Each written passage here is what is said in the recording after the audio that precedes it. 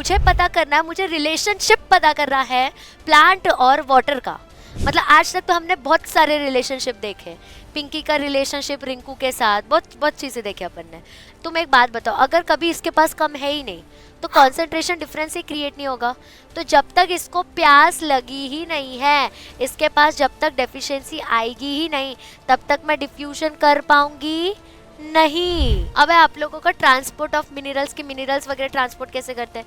तुमने यहाँ पे वाटर डाल दिया, कुछ तुम लोगों ने न्यूट्रिएंट्स डाल दिए, तो कुछ मैक्रो न्यूट्रिएंट्स है, कुछ माइक्रो न्यूट्रिएंट्स है। मैक्रो न्यूट्रिएंट्स में देख लो तो अब हम लोगों का जैसे कि नाइट्रोजन वगैरह हो गया, तो ये मैक्रो न्यूट्रिएंट्स है जिसके वजह से हमारा प्लांट का ग्रोथ फैसिलिटेट होता है। हेलो एवरीवन, कैसे हो आप लोग? क्या हाल चाल? सब ठीक? अब लग चुका है हमारा अक्टूबर का महीना और अब हम रेडी है पूरे एग्जाम मंथ में घुसने के लिए। नवरात्रि ववरात्रि हो चुकी है, अब अपनी फुल हमने गरबा खेला, अब हम पूरे रेडी हो चुके हैं कि कैसे हमारे एग्जाम को तोड़ फोड़ देना है। अच्छा एक बात बताओ, घर में सबको सेटल हो चुका? राशन वाशन आ गया है कि नहीं? अब मेरा एक क्वेश्चन है कि जब हम राशन लेने जाते हैं तो उसको घर तक कैसे लेके आते हैं?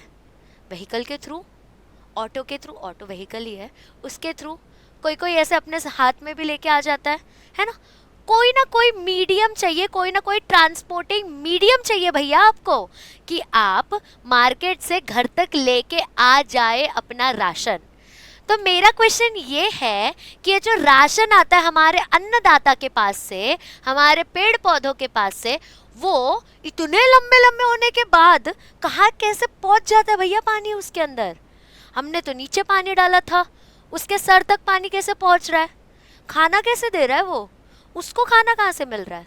खाना बना कैसे रहा है?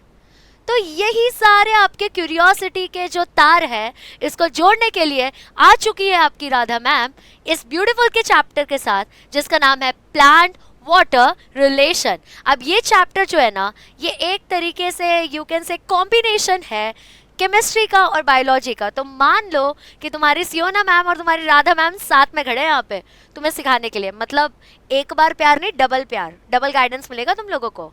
तो अब शुरू करते हैं यही सेशन बहुत ब्यूटीफुल से नोट के साथ। So let's get started. But मेरे जेई के बच्चों के लिए भी कुछ बता देती हूँ, नहीं तो सिर्फ बायो बायो रहेगा तो मैं तो पार्शल हो जाऊंगी बायो के लिए। तो मेरे जेई पगलूस के लिए आ चुका है एकलव्य टेस्ट सीरीज। क्या होता है एकलव्य टेस्ट सीरीज? तो इसके अंदर हम लोगों को मॉक टेस्ट मिलेगा जो कि ऑलमोस्ट सिमिलर लेवल का है जो तुम्हारे जेई में होता है। ये टेस्ट तुम लेके तो देखो भैया, तुम्हारा सिलेक्शन पक्का है। तुम अगले साल रहोगे आईआईटी कोई तो कैंपस में और बन जाओगे एकदम भारी इंजीनियर। और ये ज़्यादा कॉस्टली भी नहीं है, 999 का ही है भैया। कहाँ मिलता है इतना? सिर्फ यहाँ वेदांतु में। ठीक है मेरे वेदन्स, तो जाओ, लिंक है डिस्क्रिप्शन में, फटाफट से पता करके आओ कि क्या कैसा है टेस्ट सीरीज और ले डालो, कर डालो सॉल्व भैया। इतने का तो तुम एक कपड़ा लेके आते हो, जूडियो जाओगे तो एक जूता पसंद आ गया, उतने में लग जाता है तुम्हारा। तो ये एक टेस्ट सीरीज देके तो देखो, अनगिनत जूते रहेंगे, फिर तुम्हें वो 999 का जूता लेने का ज़रूरत भी नहीं पड़ेगा, है ना? चलो शुरू करते हैं अब अपना चैप्टर। अब मैं बोल रही हूँ कि मुझे पता करना है, मुझे रिलेशनशिप पता करना है प्लांट और वाटर का। मतलब आज तक तो हमने बहुत सारे रिलेशनशिप देखे, पिंकी का रिलेशनशिप रिंकू के साथ, बहुत बहुत चीज़ें देखी अपन ने। तो इस बार हम ना प्लांट और वाटर, अन्नदाता और जल माता, दोनों का रिलेशनशिप देखेंगे भैया कि ये दोनों एक दूसरे पे डिपेंडेंट कैसे है। तो आज हम देखने वाले हैं प्लांट वाटर रिलेशन। बट उसके पहले ये तो समझे कि वाटर को इतना इम्पोर्टेंस क्यों, इतना उसमें क्या है स्पेशल। तो let us try to understand why water is important for plant. तो मैं तुम्हारे साथ करती जाऊंगी हाईलाइट, तुम भी करते जाना हाईलाइट, बड़े इंपॉर्टेंट पॉइंट्स रहेंगे। अब प्लांट को ना water, mineral, nutrients, carbon dioxide, oxygen, ये सब इन्वायरमेंट से मिल जाता है। ठीक है, अब जैसे हमारा वाटर है, हम दे देते हैं, रेनफॉल के वजह से आ जाता है, फिर जो वाटर के अंदर न्यूट्रिएंट्स, मिनरल्स है वो मिल जाता है उनको, खाना वाना मिल जाता है उनको, गैसेस मिल जाते हैं उनको, है ना? तो इसी सब के थ्रू उनका पूरा सिस्टम चलता रहता है। बट वो सिस्टम के अंदर की चीज़ें हम आगे आगे सीखते जाएंगे, पूरा अटेंशन लगाते जाना है। देखो ये पूरे चैप्टर में तुम्हें कोई हाथ नहीं पकड़ पाएगा, लेकिन इसके टर्म्स एंड कंडीशंस एक ही है कि तुम पूरा चैप्टर 1 गो में देखो। द मोमेंट तुमने चैप्टर को किया पॉज, सच्ची बता रही हूँ, उतना बैकलॉग रह जाना है। ठीक है, तो प्री एग्जिस्टिंग बैकलॉग से ही नया बैकलॉग आता है, तो ये बहुत कंटेजियस है। ठीक है, तो बिल्कुल पॉज वॉज नहीं करना, एक साथ देखते जाओ। और मेरे 12 की पूकीज तुम लोगों के लिए एकदम फाड़ फोड़ मेहनत की है मैंने, ट्रस्ट मी। मैंने ट्राई किया कि जितने सारे चैप्टर्स हो जाए कवर तुम लोगों के, उतना तुम्हारे लिए अच्छा है। ठीक है, मैंने ट्राई किया मैक्सिमम कवर करने का, लेट्स सी और क्या क्या होता है अपना। नेक्स्ट, अब वाटर को ना एलिक्सर बोला जाता है लाइफ का। एलिक्सर का मतलब क्या होता है भैया, ये इंपॉर्टेंट वर्ड है क्योंकि ऐसा एमसीक्यू आ चुका है। Water is elixir of life, basically संजीवनी बूटी है भैया। मतलब जल ही जीवन है, जल के बिना कुछ होगा ही नहीं। अगर जल नहीं है तो मैं मर जाऊंगा, अगर जल नहीं है तो प्लांट मर जाएंगे, और प्लांट ही नहीं है तो हम सब मर जाएंगे। तो बहुत इंपॉर्टेंट कड़ी है हमारा पानी, है ना। तो अब वाटर के अंदर ना 90 to 95% प्लांट सेल के कॉन्स्टिट्यूएंट्स होते हैं। ठीक है, मतलब उसके अंदर जो न्यूट्रिएंट्स मिनरल्स है वो सब कुछ प्लांट सेल के कॉन्स्टिट्यूएंट्स में भी मिला जाता है। अब देखो, वाटर जो है ना टर्जिडिटी और शेप भी मेंटेन करने में हेल्प करता है। टर्जिडिटी और शेप मेंटेन करने में हेल्प करता है किसका, तो प्लांट के इसमें हेल्प करता है। अब तुम्हारे पास कोई प्लांट है, कर लो एक्सपेरिमेंट, मत डालो पानी, क्या होगा उसके साथ, उसका जो टर्जिड नेचर है, जो उसका शेप है, उसमें चेंजेस आ जाएंगे ना। तो यही तो हमको अवॉइड करना है, और उसमें चेंजेस आ गए तो हम राशन पानी, हमारे पास BMW हो तो भैया हमारे पास राशन ही नहीं रहेगा, खरीदेंगे कहाँ से। तो ट्रांसपोर्टेशन मटेरियल जो है ना हमारा, वो मैटर नहीं करता, उनका मैटर करता है। इसलिए तो हम ये नहीं सीख रहे कि ह्यूमन रिलेशन, हम ये सीख रहे प्लांट वाटर रिलेशन, क्योंकि भाई प्लांट के बिना कुछ होना ही नहीं है। अब आगे देखते हैं, रुको मैं इसको ऊपर कर देती हूँ कि तुमको दिखे कुछ इंपॉर्टेंट प्रॉपर्टीज वाटर के, कि क्यों इतना इंपॉर्टेंट हम इसको दे रहे, क्यों इतना इंपॉर्टेंस दिया जा रहा है। तो ये ना लिक्विड फॉर्म में होता है रूम टेम्परेचर पे। अभी तुम्हारे बाजू में अगर बॉटल रखे रहोगे तो वहाँ पे भी अगर पानी होगा तो लिक्विड रहेगा, क्योंकि रूम टेम्परेचर है। और वो बहुत ज़्यादा सॉल्वेंट्स के लिए या सल्यूट्स के लिए बेस्ट सॉल्वेंट आते हैं।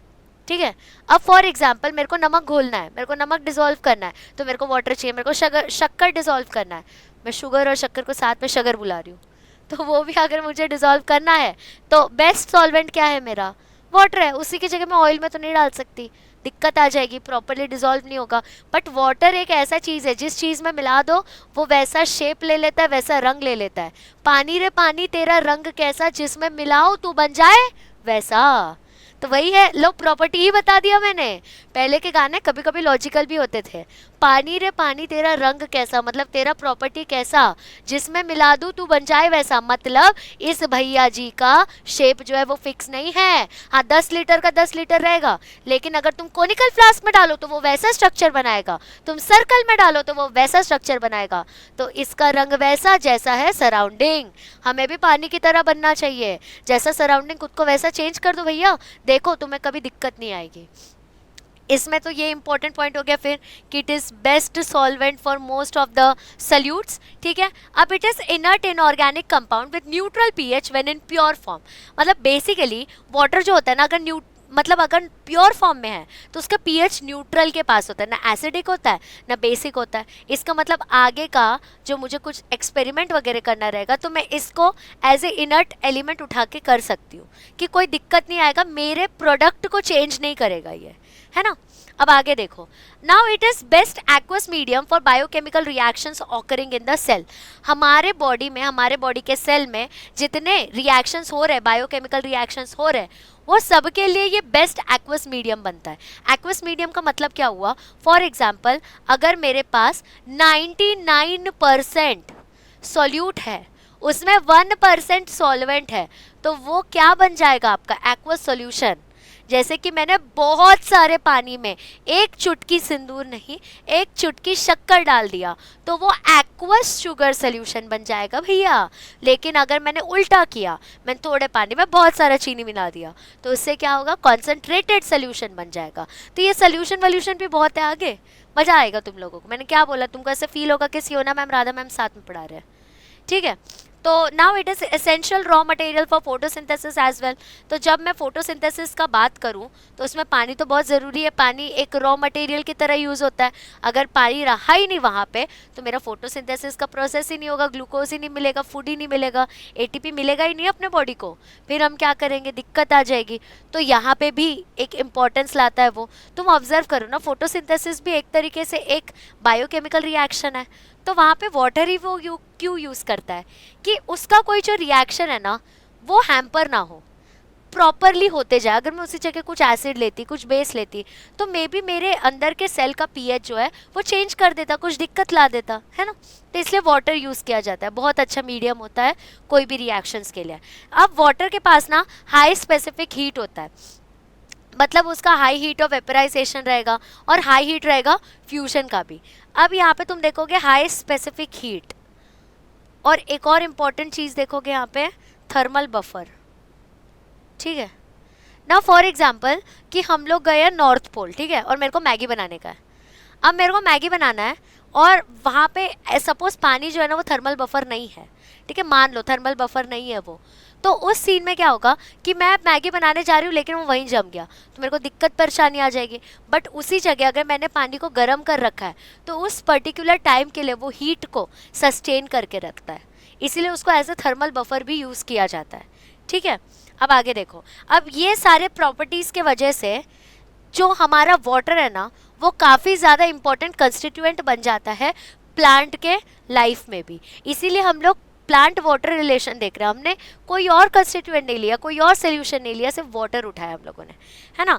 Now these various properties are due to hydrogen bonds between the water molecules. अब तुम लोग जब वाटर को देखते हो तो वाटर का स्ट्रक्चर कैसा होता है, तुम सबको पता है, वाटर का स्ट्रक्चर इज H2O, यानी कि 2 हाइड्रोजन बॉन्ड है भैया हमारे पास।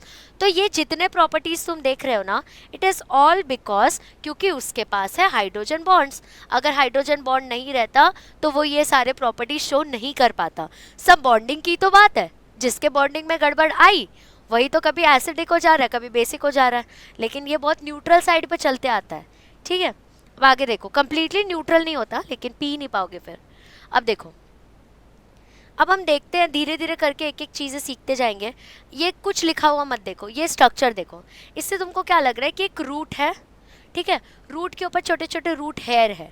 अब बचपन से हम लोग क्या, जब हम ईवीएस पढ़ रहे थे तब से हमने क्या सीखा था कि कौन सा ऐसा स्ट्रक्चर होता है प्लांट का जो कि वाटर को एब्जॉर्ब करता है। रूट बच्चे को भी पता है, तुम्हारे भाई बहन को भी पता होगा, चौथी पांचवी के, है ना।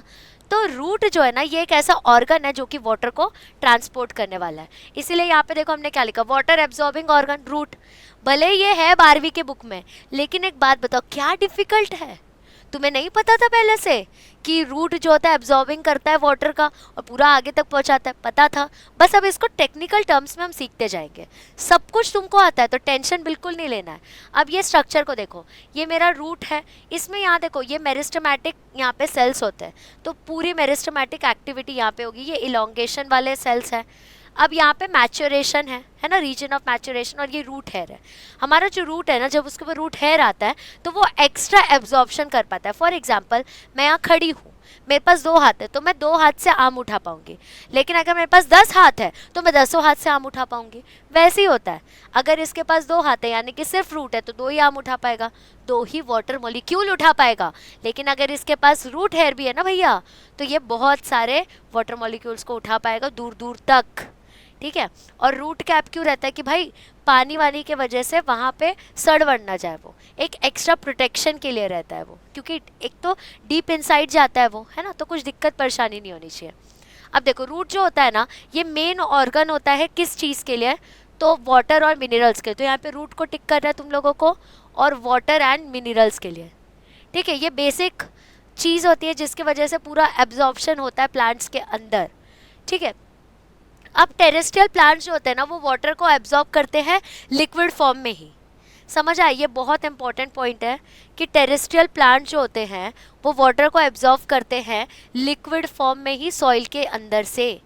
ठीक है, अब देखो जो एपिफाइटिक प्लांट्स होते हैं ना, जैसे ऑर्किड्स हो गए, या वो क्या करते हैं ना, वाटर वेपर के थ्रू वाटर को एब्जॉर्ब करते हैं। तो यहाँ पे इंपॉर्टेंट क्या हो गया, दे absorb water through water vapor from the air with the help of epiphytic roots having special tissue called velamen।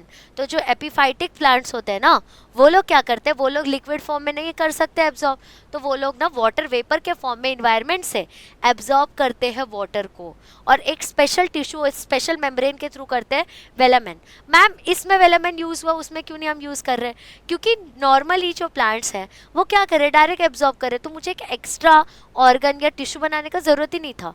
But यहाँ पे मेरा तरीका तरीका अलग है तो मुझे कुछ तो एक्स्ट्रा ऑर्गन या टिश्यू बनाना पड़ेगा, इसलिए वेलामेन आया यहाँ पे, ठीक है ना। Root having a zone of absorption called as root hair made with epidermal cell called as epiblema cells. ये तो हमने आपको पहले ही बता दिया, जो 10 हाथ से मैं वाटर मॉलिक्यूल्स उठा पाऊँ उसको रूट हेयर बोलते हैं, एक्स्ट्रा एब्जॉर्प्शन के लिए रूट हेयर यूज़ होता है, ठीक है।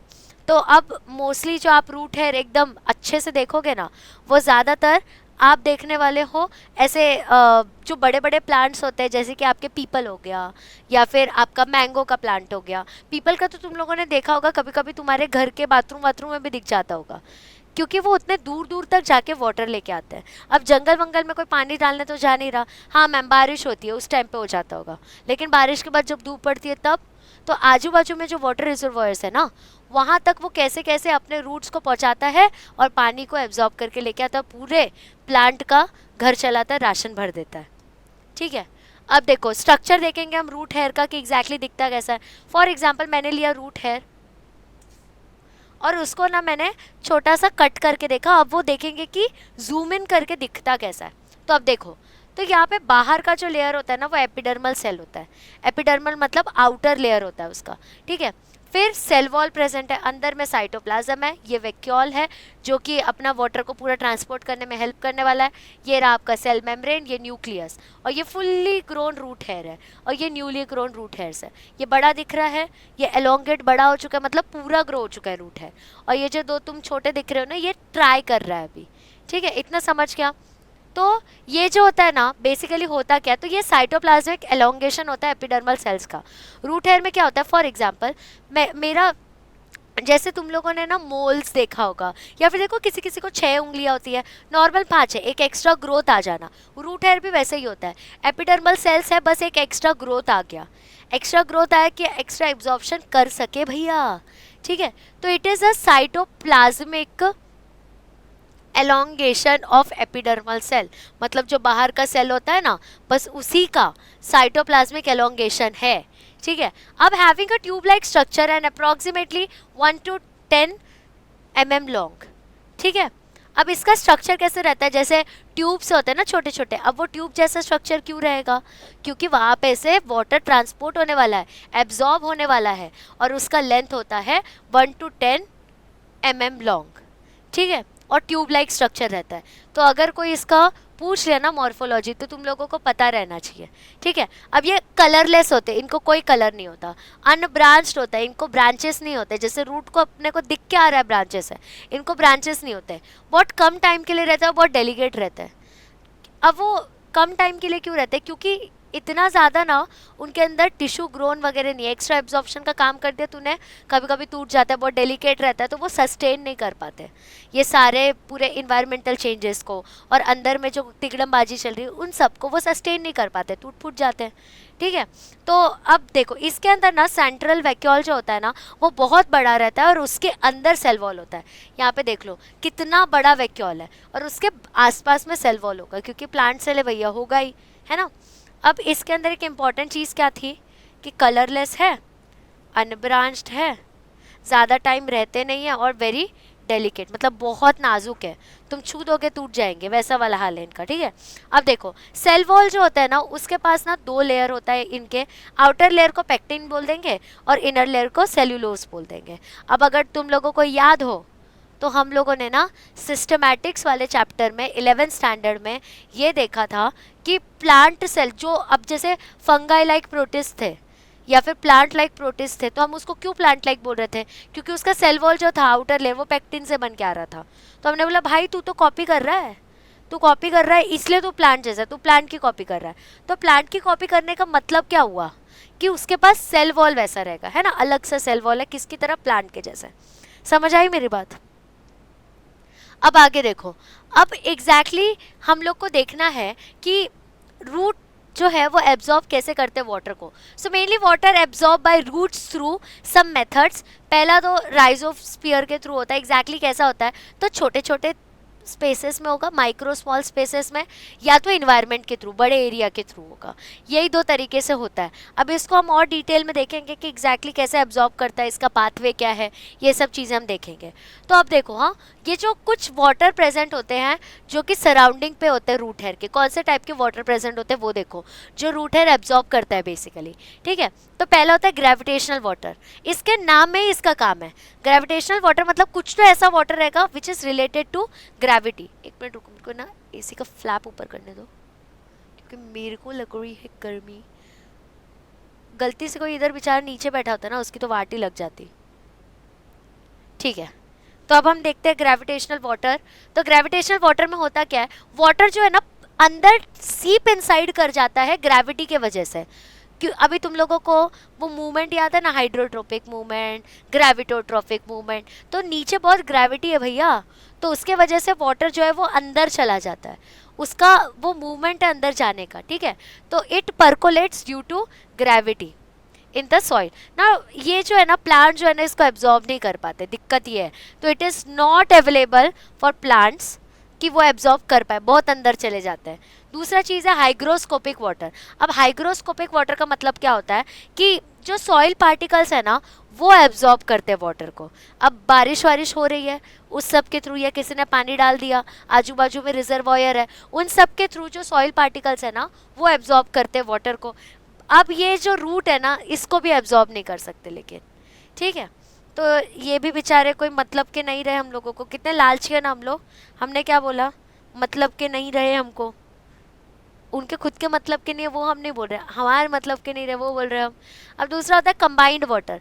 कंबाइंड वाटर का मतलब क्या रहता है, कुछ तो कॉम्बिनेशन की बात चल रही है। क्या है कॉम्बिनेशन, तो वाटर जो है ना, मैंने रेजेंट लिखा है यहाँ पे प्रेजेंट की जगह, very good English Radha. So water present in the form of hydrated oxide और सिलिकॉन एल्यूमिनियम, मतलब जो वाटर के ऑक्साइड के फॉर्म में प्रेजेंट होता है ना, ये वो होता है कंबाइंड वाटर। नाम ही देखो ना, वाटर ऑक्साइड के फॉर्म में, यानी कि कोई दूसरे चीज़ के साथ कंबाइंड जब होता है वाटर, उसी को कंबाइंड वाटर बोलेंगे। अब ये जो होता है ना ये अवेलेबल होता है एब्जॉर्प्शन के लिए। तो कंबाइंड वाटर इज़ द पहला water which is available for absorption, है ना। दूसरा होता है कैपिलरी वाटर। अब जब मैं कैपिलरी वाटर बोल रही हूँ तुम्हारे दिमाग में ना कैपिलरी एक्शन जाएगा, है ना, तो तुम गलत नहीं हो, तुम सही बोल रहे हो। अब देखो क्या है, तो कुछ अमाउंट होता है वाटर का वो पोर्स में रह जाता है between the neighbouring soil particles due to capillarity. तो कैपिलरी एक्शन के वजह से कहीं ना कहीं उन पोर्स में स्टक हो जाता है वाटर। ठीक है, उसके वजह से क्या होगा, अब ये भी वाटर तुम बताओ अगर स्टक हो गया वहाँ पे बीच में अटक गया, तो क्या ये वाटर उठा पाएगा हमारा रूट, तो रूट फिर से इस वाटर को एब्जॉर्ब नहीं कर सकता। तो कौन से इकलौते वाटर को रूट एब्जॉर्ब कर सकता है, so it is just the combined water. तो ये अगर MCQ आया, ऐसे आ सकता है, ऑड मैन आउट में दे देंगे, gravitational water, hygroscopic water, combined water, capillary water, odd man out. तो तुमको पता रहना चाहिए भैया कंबाइंड वाटर, बाकी सब तो फालतू में सिर्फ आ रहे हैं, हमको तो कंबाइंड वाटर चाहिए, है ना। तो इस तरीके से तुम्हें आना चाहिए। अब ऐसा भी हो सकता है कि पूछा correlation, gravitational water can not be absorb by root, फिर उसके बाद में डैश डाल दिया, बोला can be absorb by roots, तो क्या लिखोगे, कंबाइंड वाटर। फिर एक और तरीके से आ सकता है, right A short note on types of water present on the surrounding. एक और टाइप से आ सकता है, अरे तुम मेरे साथ तो रहो, बहुत टाइप्स बताऊंगी तुम लोगों को। बोल सकते हैं कि right a difference between gravitational water and combined water, मतलब अलग अलग टाइप से एक एक करके डेफिनेशन पूछ सकते हैं, डिफरेंस बिटवीन बता सकते हैं, कुछ भी करके पूछ सकते हैं और तुम्हारी वाट लगा सकते हैं, लेकिन अब लगेगी नहीं, क्योंकि तुमने देखा राधा मैम का वीडियो, तो अब नहीं लगेगी तुम्हारी वाट। ठीक है, अब एब्जॉर्प्शन करेंगे वाटर का बाय रूट्स। अब देखो करेंगे कैसे, तो कुछ इसके अंदर ना स्टेप्स होते हैं, तो इम्बिशन, डिफ्यूजन, ऑस्मोसिस, ये सब चीज़ें इसमें इन्वॉल्व रहेंगी। अब देखो होगा क्या, तो कुछ 3 फिजिकल प्रोसेस के थ्रू होता है। फिजिकल प्रोसेस के थ्रू होना मतलब यहाँ पे पूरा आउटर चीज़ों के थ्रू होने वाला, आउटर चीज़ों के थ्रू मतलब सेल कुछ तो फिजिकल तरीके से वाटर को ट्रांसपोर्ट करवाएंगे। पहला देख लो इम्बिशन, तो इसमें होता क्या है, इसमें ना स्वेल हो जाएंगे।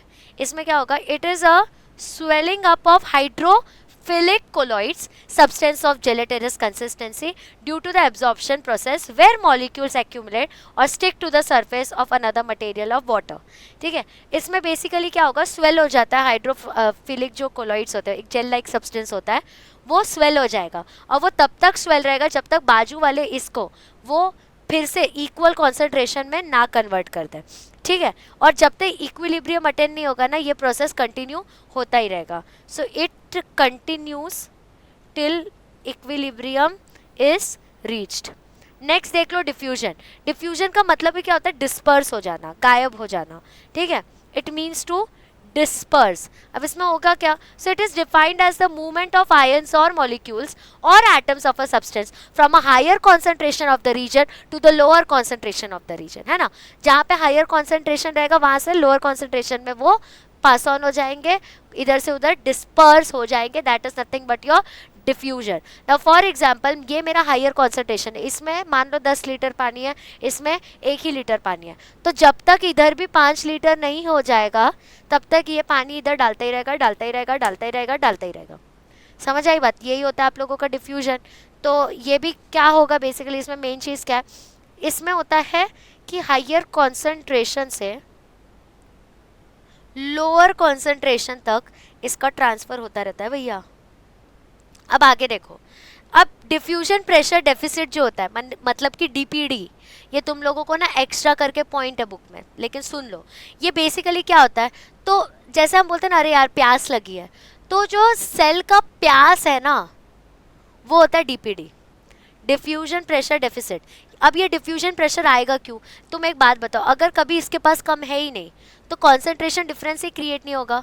तो जब तक इसको प्यास लगी ही नहीं है, इसके पास जब तक डेफिशिएंसी आएगी ही नहीं, तब तक मैं डिफ्यूजन कर पाऊंगी नहीं कर पाऊंगी भैया. समझ आया, तो वही होता है आपका डीपीडी, कि कितना थर्स्ट है रूट्स को या फिर कितनी कमी है रूट्स को, तभी होता है डीपीडी, डिफ्यूजन तभी क्रिएट होगा. अब आगे देखो, अब थर्ड है अपना ऑस्मोसिस, जो कि नीचे से छुप चुका है. अब दिख रहा है, हाँ दिख रहा है. ठीक है, तो absorption of water by roots from soil, इसका थर्ड फिजिकल प्रोसेस है. पहला था इम्बिशन, सेकंड है आप लोगों का डिफ्यूजन, और थर्ड है आप लोगों का ऑस्मोसिस. अब ऑस्मोसिस में क्या होता है, तो it is a process by which water enters into the cytoplasm of the root hair cell. अब ये साइटोप्लाज्म में एंटर करने वाला है, मतलब और डीप इनसाइड ये परकोलेट करने वाला है. अब इसमें क्या होता है, ये डिफ्यूजन का ही टाइप होता है. इसमें क्या होगा कि सॉल्वेंट का डिफ्यूजन होता है एक सेमी परमिएबल मेम्ब्रेन के थ्रू. सेमी परमिएबल मेम्ब्रेन का मतलब क्या होता है, सबको एंट्री नहीं देता. ठीक है, तो सॉल्वेंट वहाँ से एंटर करने वाला है आप लोगों का सेमी परमिएबल मेम्ब्रेन के थ्रू. अब जो कॉन्सेंट्रेशन होता है ना सोल्यूशन का, जो साइटोप्लाज्म के अंदर रहता है, वो ज़्यादा रहेगा as compare to the concentration of outside solution. तो जब मेरे पास कॉन्सेंट्रेशन डिफरेंस आएगा, मैं ट्रांसपोर्ट में मूवमेंट देख सकती हूँ. सही बात है, वही हो रहा है यहाँ पे. तो ये भी क्या हो रहा है कि हायर कॉन्सेंट्रेशन से लोअर कॉन्सेंट्रेशन में मूव करने वाला है. यही है आप लोगों को ऑस्मोसिस, ज़्यादा आपको डिफरेंस नहीं दिखने वाला है इसमें. ठीक है, तो अब देखो, इसीलिए लिक्विड क्या होगा, लोअर कॉन्सेंट्रेशन में से उसका एक देखो ना, एक डेफिशिएंसी क्रिएट हो रहा है, तो वो मूव कर देगा. यही है आप लोगों को ऑस्मोसिस. ठीक है, बट इसमें एक चीज़ क्या आ गई, सेमी परमिएबल मेम्ब्रेन के थ्रू होना. अब देखो, कुछ टाइप ऑफ सॉल्यूशंस देख लेते हैं समझने के लिए. जब हम लोग कॉन्सेंट्रेशन का बात करते हैं तो कुछ ऐसा होता है ना कि मैंने इक्वल अमाउंट में सल्यूट को भी डाला, सॉल्वेंट को भी डाला, तो वो आइसोटोनिक सॉल्यूशन बन जाएगा इक्वल वाला. एक में मैंने क्या कर दिया, मैंने ना बहुत सारा सल्यूट डाल दिया. सल्यूट का मतलब क्या होगा, जैसे अगर मुझे शक्कर पानी बनाना है, तो जो मेरा शक्कर है ना वो सल्यूट है, जो मेरा पानी है वो सॉल्वेंट है, और शक्कर पानी सोल्यूशन इज माय सोल्यूशन. ठीक है, तो इसके थ्रू याद रखना. तो अगर हाइपोटोनिक का बात करूं तो उसके अंदर ना मैंने बहुत कम चीनी डाली है, मतलब सल्यूट कम, सॉल्वेंट बहुत ज़्यादा, वैसा सोल्यूशन. अब उसके बाद में तुम हाइपरटोनिक का बात कर लो, यानी कि मैंने बहुत चीनी डाली है, मतलब मेरा सल्यूट बहुत ज़्यादा है बट मेरा सॉल्वेंट कम है, तो वो हो गया आपका हाइपरटोनिक सोल्यूशन. और आइसोटोनिक का मतलब क्या हो गया, इक्वल, जितना सॉल्यूट है उतना ही सॉल्वेंट है. तो यही आप लोगों के 3 टाइप के सोल्यूशंस हैं, हाइपरटोनिक, हाइपोटोनिक और आइसोटोनिक. हाइपर मतलब बहुत ज़्यादा भाई, तो हाइपर मत हो भाई, हाइपर शान, तो हाइपर ज़्यादा, हाइपो मतलब कम, और आइसोटोनिक मतलब इक्वल. ठीक है, कोई दिक्कत परेशानी होगी ही नहीं। अब ये कुछ टाइप ऑफ ऑस्मोसिस देख लो। अब तुम इस एग्जाम्पल में देख सकते हो दोनों डायग्राम में क्या डिफरेंस दिख रहा है कि ये रेजिन था, ये अंदर गया और स्वलन हो गया। अब ये ग्रेप था, मैंने इसको सॉल्ट सोल्यूशन में डाला, श्रंकन ग्रेप्स आ गया। मतलब मैंने क्या किया यहाँ पे, जब मैंने सॉल्ट सोल्यूशन डाला मतलब मैंने उसका जो सोल्यूशन का ग्रेडियंट है ना वही चेंज किया। अब देखो हो क्या रहा है, तो यहाँ पे हो रहा है एंडोऑस्मोसिस। एंडोऑस्मोसिस क्या होता है, बेसिकली बाहर का। अब देखो यहाँ पे क्या हुआ था, जो रेजिन्स है उसके अंदर का जो कॉन्सेंट्रेशन था वो कम था एज कम्पेयर टू वाटर। इसके वजह से उसने वहाँ पे अपने आप को ट्रांसफ़र किया, हायर कॉन्सेंट्रेशन से लोअर कॉन्सेंट्रेशन में हुआ, इसलिए किशमिश जो था हमारा वो एक तरीके से बड़ा हो गया। ठीक है, अब यहाँ पे जो था ना अपना सोल्यूशन, इसमें क्या हुआ कि मेरा जो बाहर का सॉल्वेंट था वो ज़्यादा था, बट ये जब हम ग्रेप्स डाल देते सॉरी सॉल्ट डाल देते हैं, मतलब मैंने हाइपरटोनिक सोल्यूशन बना दिया सॉल्ट का। तो जब हाइपरटोनिक सोल्यूशन हो गया तो इस वजह से क्या होगा कि जो मेरे अंदर का वाटर है वो एज कम्पेयर टू उसका कॉन्सेंट्रेशन ज़्यादा हो गया as compare to salt solution, क्योंकि मैंने सल्यूट ही बहुत ज़्यादा डाल दिया था। तो मेरे अंदर से, मेरे ग्रेप्स के अंदर से बाहर पानी चला जाएगा। समझे मेरी बात? अब फिर से देखो, मैंने नॉर्मल वाटर लिया, मैंने रेजिन्स लिया, अंदर का कॉन्सेंट्रेशन क्या है, कम है, तो इसमें क्या होगा, बाहर कॉन्सेंट्रेशन ज़्यादा है, बाहर से अंदर चला जाएगा, रेजिन्स मोटे हो जाएंगे। बट यहाँ पे मैंने बोला चलो अब मेरे में आई है खुजली, तो मैं ना इसी वाटर में ना सॉल्ट डाल देती हूँ। सॉल्ट डाल दिया बहुत सारा, इसका मतलब मैंने हाइपरटोनिक सोल्यूशन बना दिया, यानी कि मेरा जो सल्यूट है वो ज़्यादा है सॉल्वेंट से, तो इसका मतलब मेरे सॉल्वेंट का कॉन्सेंट्रेशन कम हो गया as compare to my swollen grapes. तो इस सिनेरियो में क्या होगा, ड्यू टू कॉन्सेंट्रेशन डिफरेंस यहाँ का पानी यहाँ चला जाएगा और इसके वजह से तुमको श्रिंकन ग्रेप्स दिख के आएंगे। तो फर्स्ट में हुआ एंडोऑस्मोसिस यानी कि अंदर पानी आ जाना, और सेकंड में हुआ एक्सोऑस्मोसिस यानी कि बाहर पानी चला जाना। कोई दिक्कत परेशानी था? कुछ भी नहीं, घर पे करके देख लो भैया, दिख जाएगा तुम लोगों को। ये सब सिर्फ ना टर्म्स कॉम्प्लिकेटेड होता है, कॉन्सेप्ट बहुत ईजी होता है। ये बहुत ज़्यादा तुम लोगों को ब्राइट तो नहीं दिख रहा भी होगा शायद। ठीक है, अब ऑस्मोटिक प्रेशर देखते हैं। अब ये देखो, ये नॉर्मल मेरा ऑस्मोसिस हो रहा है, ये मेरा सॉल्वेंट है, ये मेरा सोल्यूशन है नॉर्मल अपना। ये देखो, ये स्ट्रक्चर के थ्रू यहाँ पे जा रहा है, सब कुछ एकदम हैप्पी हो रहा है। अब ऑस्मोटिक प्रेशर में क्या होगा, मैं सोल्यूशन के साइड से ना एक एक्सटर्नल प्रेशर डालूंगी कि ऑस्मोसिस रुक जाए। तो basically it is a pressure required to stop the osmosis. मुझे नहीं कराना ऑस्मोसिस, नहीं ट्रांसफ़र करना, तो वही आपका होता है ऑस्मोटिक प्रेशर। यहाँ पे क्या हुआ, solvent molecules are passing through semi permeable membrane, ये आपका सेमी परमिएबल मेम्ब्रेन है, उसके थ्रू वो पास ऑन कर रहा है। तब तक वो पास ऑन होगा जब तक सोल्यूशन का लेवल और इसका लेवल जो है सेम ना हो जाए। अब उसी जगह पे यहाँ पे मैंने क्या किया, यहाँ पे पास हो रहा था लेकिन मैंने उसको रोक दिया कि नहीं मत, मेरे को सेम नहीं करना। मैंने ऑस्मोटिक प्रेशर अप्लाई किया टू स्टॉप द ऑस्मोसिस। यही होता है। अब क्या इसमें डिफरेंस था, ऑस्मोसिस का मतलब हमको पता है, प्रेशर का मतलब हमको पता है, वही जो तुम्हारे पे आ रहा है। तो ये प्रेशर मैंने डाला इसके लिए कि भैया मेरे को ऑस्मोसिस अभी करना ही नहीं है, रोकना है मेरे को। ठीक है, आगे देखो। अब आगे हमारा वाटर पोटेंशियल। अब वाटर पोटेंशियल होता क्या है, तो ये इसमें ना इंपॉर्टेंट पॉइंट्स है जो तुम्हें हरे हरे कलर से मैं दिखाती हूँ। वाटर पोटेंशियल होता क्या, पोटेंशियल का मतलब क्या होता है, एबिलिटी टू डू समथिंग, है ना। अगर मैं बोल रही हूँ मैं 10 किलोमीटर भाग सकती हूँ, तो it is my ability to run for 10 kilometres, है ना। तो वही होता है पोटेंशियल। अब क्या है वाटर का पोटेंशियल, तो ये ना बेसिकली एक ऐसा इक्वेशन है जिसके थ्रू हम प्रेडिक्ट कर सकते हैं कि वाटर का मूवमेंट कैसा है, movement of water in and out of the plant cell. मतलब मेरा वाटर प्लांट सेल के अंदर और बाहर कैसे आ और जा रहा है, वही मैं इसमें प्रेडिक्ट कर सकती हूँ इस पर्टिकुलर इक्वेशन के थ्रू। तो वाटर क्या करेगा, जो हायर वाटर पोटेंशियल रहेगा वहाँ से ट्रैवल करेगा to the lower water potential में। ये तो हम सबको पता है, higher concentration to lower concentration. अब ना इसको हम लोगों ने क्या किया, साई के थ्रू डिटरमाइन किया। वाटर पोटेंशियल का जो यूनिट होता है ना वो साई होता है, तो psi equals to psi S plus psi P. Psi जो है वो वाटर पोटेंशियल है, मैं कैसे पता कर सकती हूँ, तो मैं सल्यूट का पोटेंशियल निकालूंगी और प्रेशर पोटेंशियल निकाल दूंगी, इसके थ्रू मुझे वाटर पोटेंशियल पता चल जाता है। ठीक है, तो ये क्या कैसे किया जाता है, basically it is determined by solute concentration. मैंने सल्यूट कॉन्सेंट्रेशन पता किया और फिर मैंने उसका प्रेशर पता किया, साई एस और साई पी। ठीक है, तो इससे मेरे को पता चलता है कि वाटर कौन से लेवल से जा रहा है हायर कॉन्सेंट्रेशन से लोअर कॉन्सेंट्रेशन में। समझ रहे हो कितना चुल है साइंटिस्ट लोगों में। मतलब हो रहा था नॉर्मल चीज़ कि भाई सेल में से पानी बाहर आ रहा है जा रहा है, मतलब नहीं नहीं, मेरे को प्रॉपर यूनिट एंड पोटेंशियल के थ्रू पता करने का है।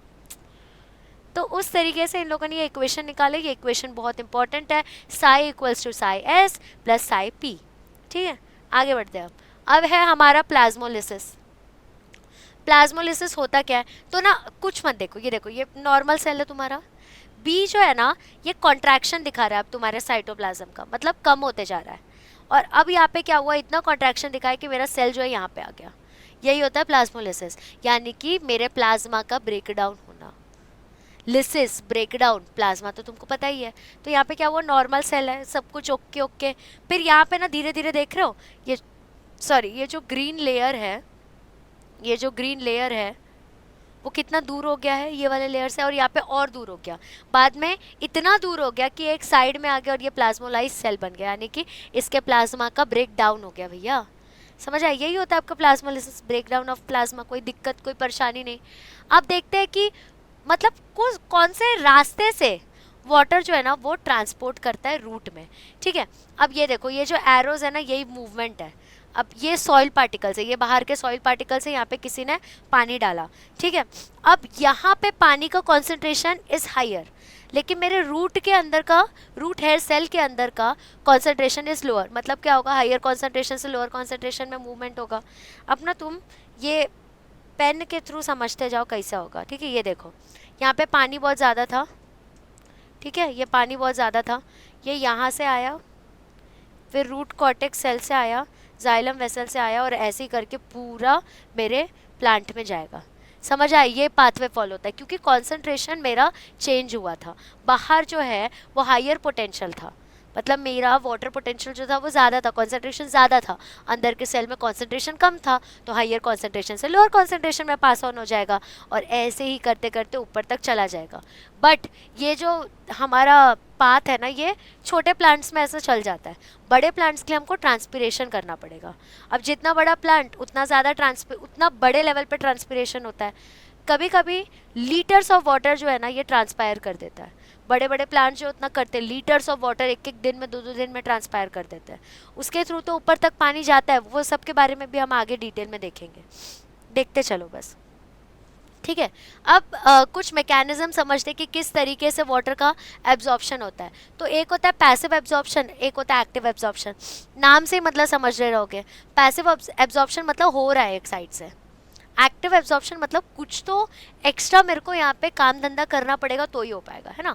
आगे देखते जाओ क्या क्या, ये दिख रहा है ना तुम लोग। हाँ, इंपॉर्टेंट चीज़ को करूँगी मैं हाईलाइट, तुम बस देखते चलो सब समझेगा।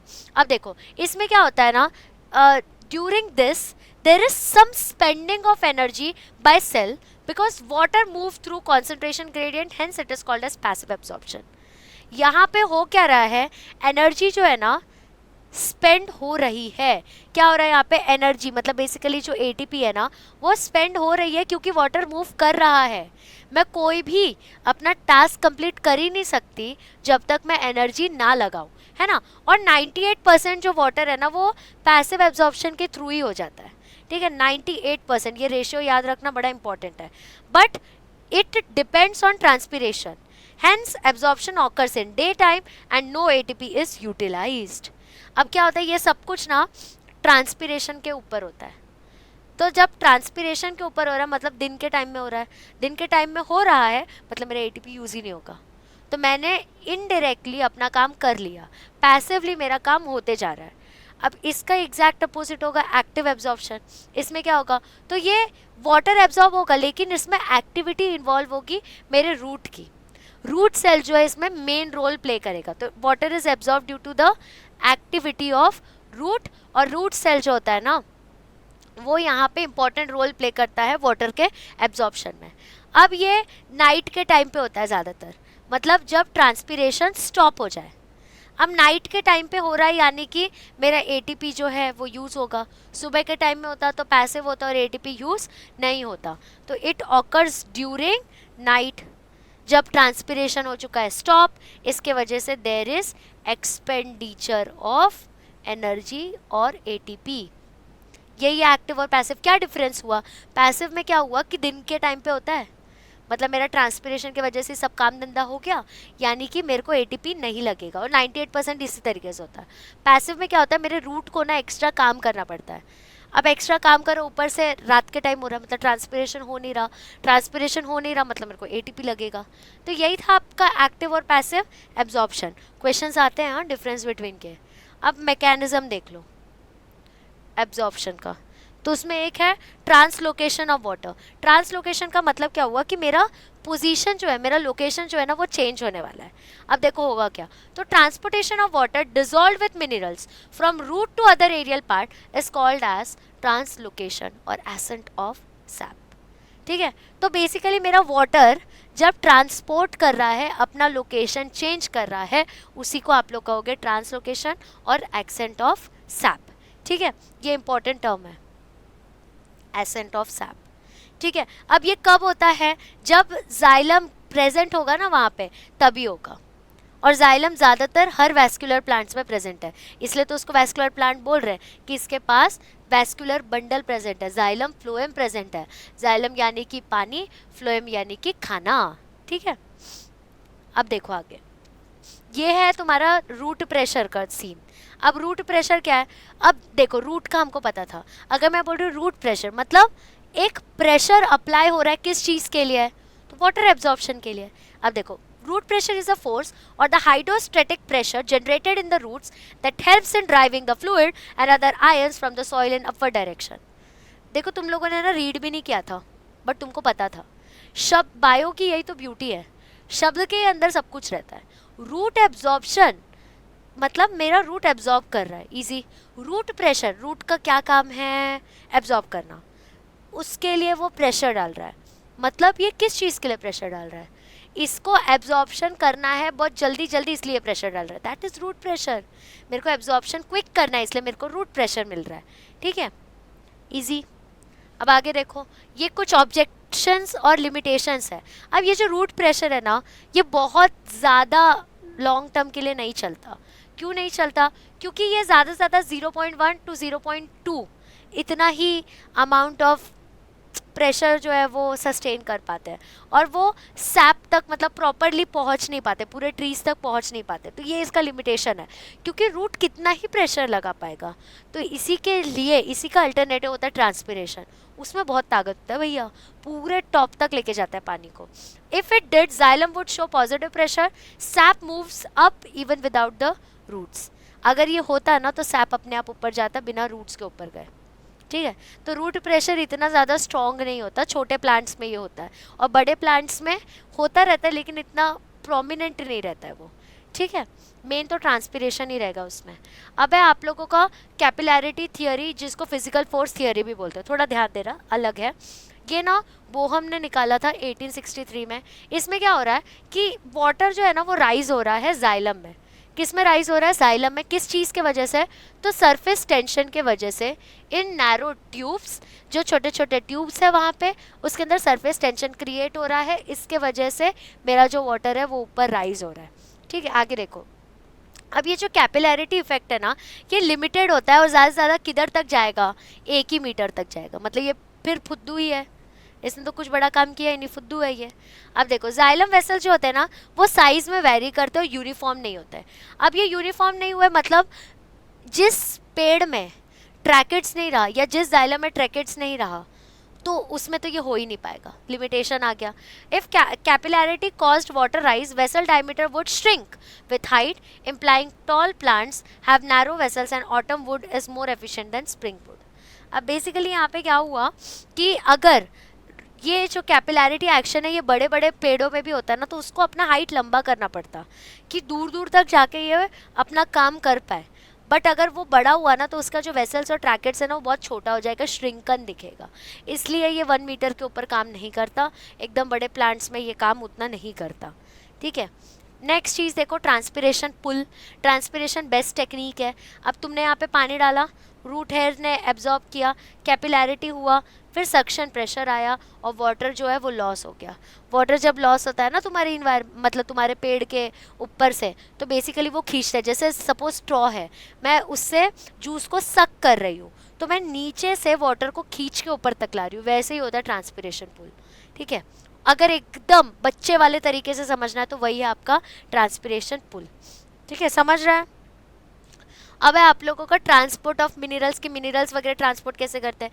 तुमने यहाँ पे वाटर डाल दिया, कुछ तुम लोगों ने न्यूट्रिएंट्स डाल दिए, तो कुछ मैक्रो न्यूट्रिएंट्स है, कुछ माइक्रो न्यूट्रिएंट्स है। मैक्रो न्यूट्रिएंट्स में देख लो तो अब हम लोगों का जैसे कि नाइट्रोजन वगैरह हो गया, तो ये मैक्रो न्यूट्रिएंट्स है जिसके वजह से हमारा प्लांट का ग्रोथ फैसिलिटेट होता है ना। और कुछ माइक्रो न्यूट्रिएंट्स प्रेजेंट है, जैसे जिंक हो गया, आयरन हो गया, कॉपर हो गया, वैसा। ठीक है, अब इसमें क्या हुआ, जैसे बेसिकली यहाँ पे देखो फोटोसिंथेसिस वगैरह सब हो रहा है। अब फोटोसिंथेसिस हो रहा है यानी कि उसको वाटर का रिक्वायरमेंट वगैरह बढ़ेगा। वाटर का रिक्वायरमेंट बढ़ेगा मतलब कि उसको एक प्रॉपर फोटोसिंथेसिस के चीज़ के लिए रॉ मटेरियल वाटर है, तो इसी के थ्रू ट्रांसपोर्टेशन होता है। हमने जो पानी डाला उसी में से वो न्यूट्रिएंट्स निकालते हैं, फोटोसिंथेसिस कंप्लीट करते हैं, एटीपी के थ्रू खाना बनाते हैं और वही खाना हम खाते हैं। वो फूड स्टोर करके रखते हैं, हम खाना खा लेते हैं उनका। ठीक है, तो nutrient uptake is facilitated by leaves, root and movement of mineral ion involves passive and active transport. तो इसमें पैसिव और एक्टिव ट्रांसपोर्ट हो गया। दिन का रहा तो पैसिव ट्रांसपोर्ट, एटीपी नहीं लगेगी, और अगर रात का रहा तो एक्टिव ट्रांसपोर्ट यानी कि सुबह का रात का यानी कि एटीपी अपने को लगेगी। यही होता है आपका ट्रांसपोर्ट ऑफ मिनरल्स और आयंस। अब है अपना transportation of food. Transportation of food कौन करता है, तो हमारा फाइलम करता है, फ्लोएम करता है। ठीक है, अब ये देखो तुम मूवमेंट देखते जाओ, ये रूट है, यहाँ पे वाटर आ रहा है, तो ये ट्रांसपोर्टेशन हो रहा है वाटर का, और यहाँ पे सब नॉर्मल चल रहा है। अब फ्लोएम में देखो क्या होगा, ये वेसल जाइलम है और ये सीव ट्यूब सेल्स है फ्लोएम का। तो यहाँ पे उसको सुक्रोज मिला, तो उसने कैसे अंदर एंटर किया और उसी के थ्रू वो मूवमेंट करते करते थ्रू आउट द प्लांट जो है वो फूड पहुँचा देता है। फूड पहुँचा दिया उसने, बस अब वो अपना सारा प्रोसीजर कंप्लीट कर पाएगा, कोई दिक्कत कोई परेशानी नहीं। बस ये याद रहे, इसमें ना देखो मेन फोकस क्या है, जाइलम के ऊपर, मेन फोकस है वाटर के ऊपर, क्या सोल्यूशन होता है क्या नहीं होता। तो फ्लोएम इतना ज़्यादा नहीं है इसमें, जब हम आगे के चैप्टर्स देखेंगे उसमें फ्लोएम एकदम प्रोमिनेंटली दिखेगा अपने को। ठीक है, फ्लोएम को याद कैसे रखोगे, फल, फ्लोएम खाना, मैं तो ऐसे याद रखती हूँ, तुम लोग भी रख लो। ठीक है, अब ये आपका स्ट्रक्चर हो गया स्टोमाटा का। स्टोमाटा का स्ट्रक्चर क्या रहता है, बेसिकली ये वाटर को बाहर फेंकने में काम करता है, मतलब ट्रांसपिरेशन में ये हेल्प करने वाला है। इसका स्ट्रक्चर देख लो, ये स्टोमेटल पोर है, ये न्यूक्लियस हो गया, वैक्यूल है, और ये बाहर के ना गार्ड सेल्स होते हैं, और ये लेयर हो गए एपिडर्मल सेल वगैरह के। अगर ये खुला हुआ है, अगर स्टोमेटा ओपन है मतलब वाटर लॉस हो रहा है, अगर स्टोमेटा बंद है मतलब वाटर जो है वो बंद है, नहीं लॉस नहीं हो रहा है अभी फिलहाल। ठीक है, तो ये ओपन और क्लोज स्टोमेटा का स्ट्रक्चर जो है वो आ चुका है एग्जाम में, तो हम वो एक बार देख लेंगे। ठीक है, तो ये देख लो, ये तुम्हारा है ये स्टोमाटा ओपन होना, यानी कि यहाँ से वाटर जो है वो ट्रांसपायर होगा, और ये जो है ना तुम्हारा स्टोमाटा, ये क्लोज स्टोमाटा है, यानी कि यहाँ से वाटर ट्रांसफर उस टाइम के लिए नहीं हो रहा है। अब ये स्टोमाटा अगर लीफ के ऊपर वाले सरफेस पे होता तो भर भर के पानी जाता, मतलब तुम जितना डालते उतना चला जाता पानी, बहुत दिक्कत होता। इसलिए लीफ के नीचे वाले सरफेस पे स्टोमाटा प्रेजेंट होता है कि वो वाटर को रिस्टोर करके रखे और ज़्यादा ट्रांसपिरेशन नहीं करे, नहीं तो सूखा पड़ जाएगा प्लांट्स के अंदर। ठीक है, और ये भी ना रेस्ट्रिक्टेड होता है टाइम के साथ, ऐसा नहीं है कि कभी भी मतलब ट्रांसपिरेशन शुरू हो जाएगा।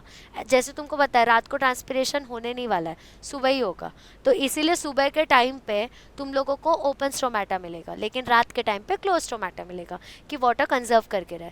अब तुम लोग अगर सपोज ऐसे प्लांट्स के बारे में बात करो जैसे जो राजस्थान वगैरह एरिया में रहते हैं या जो ड्राई कंडीशन में रहते हैं, तो वो लोग ना इन सब चीज़ों में मॉडिफिकेशंस ला देते हैं कि वाटर लॉस ना हो, यानी कि लीफ का जो पार्ट है वो एकदम छोटा कर दिया, उसको थॉर्न्स के शेप में बना दिया, स्टेम बड़ा कर दिया, वाटर स्टोर कर दिया, ये सब चीज़ें वो लोग करते हैं। ठीक है, अब आई होप आप लोगों को ये चैप्टर एकदम अच्छे से समझ गया हो, एकदम डिटेल में हम लोगों ने समझा और बहुत क्रिस्प मैनर में समझा, क्योंकि ये चैप्टर है सिर्फ 3 मार्क्स का, तो हमको इतना दिमाग इस पे लगाना नहीं है, बट ये बेस बनाता है आगे के चैप्टर्स के लिए, है ना। तो अगर मॉर्फोलॉजी ये सब आया प्लांट का, तो ये सब इम्पॉर्टेंट है समझने के लिए। तो आई होप आप लोगों को ये चैप्टर अच्छे से समझ गया हो। जो जो मैंने डेफिनेशंस बोले हैं, तो वो डेफिनेशन जब तुम लिख रहे हो ना, तो ट्राई करो कि जब तुम रिवीजन करो वन शॉट से, तो वो डेफिनेशन तुम कमेंट में डाल दो, तो उससे तुम्हें समझेगा कि अरे हाँ मुझे आ रहा है, बिना देखे आ रहा है। पॉज करने का, फॉर एग्जाम्पल अभी मैंने बोला रूट प्रेशर, तो मैंने वीडियो को पॉज किया, मैं कमेंट में गई और मैंने देखा कि मेरे को आ रहा है कि रूट प्रेशर का डेफिनेशन, फिर तुम उसको वेरीफाई कर सकते हो। तो वो कमेंट सेक्शन को ना तुम अपना एक नोटबुक समझो। ऐसा कुछ भी नहीं है कि भाई कमेंट कर दिया कोई क्या सोचेगा, नहीं, कोई तुम्हें नहीं जानेगा वहाँ पे। तुम्हारा नोटबुक समझो, कर दो वहाँ पे कमेंट, और एक तरीके से तुम्हारा रफ नोट है वो। और कुछ डाउट रहा तो भी कमेंट करो, तुम्हारी राधा मैम तुम्हारे पास है, तुम्हें सब चीज़ का सोल्यूशन देगी। तुम्हारी खुद की मेंटोर तुम्हारे पास है, तो तुम्हें कोई और सर्च वर्च करने की ज़रूरत नहीं है कि यार गूगल पे सर्च करता हो इसका मीनिंग क्या, उसका मीनिंग क्या है ना। मैम है ना तुम्हारी, तो टेंशन नहीं लेना है। सो आई होप आज का वीडियो, आज का सेशन आपको अच्छे से समझ गया हो। अपने 6 चैप्टर्स कंप्लीट हो चुके हैं। विद दिस हम धीरे धीरे और चैप्टर्स भी लाएंगे। और बाय द वे पता है ना 5 अक्टूबर को क्या आने वाला है? मैराथन। 8:30 बजे चालू होगा अपना मैराथन। फुल लाइव सेशन रहेगा, फुल नाइट करेंगे हम लोग, नाइट आउट टाइप का करेंगे, ठीक है, फुल इन्जॉय करेंगे हम लोग, ठीक है। सो चलो let's catch up later and make sure you like this video, share कर दो अपने फ्रेंड्स के साथ और सब्सक्राइब करना चैनल को। Bye bye.